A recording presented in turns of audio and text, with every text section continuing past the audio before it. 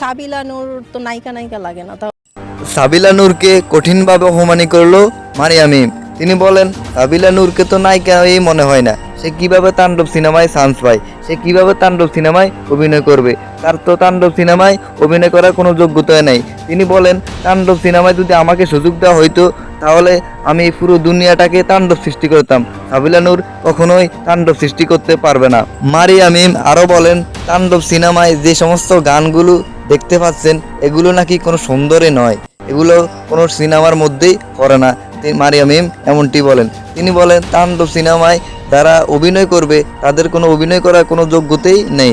তিনি নাকি তাণ্ডব সিনেমায় যদি সুযোগ পেত তাহলে তাণ্ডব সিনেমাটাকে অন্যভাবে ঘুরিয়ে দিত, এমনটি বলেছেন মারিয়া মিম। তবে এই বিষয়ে আমরা পরিচালকের কাছে প্রশ্ন করেছি, তিনি বলেন মারিয়া মিম শুধুমাত্র চাপাবাজি করতে পারে কিন্তু অভিনয় করতে পারে না।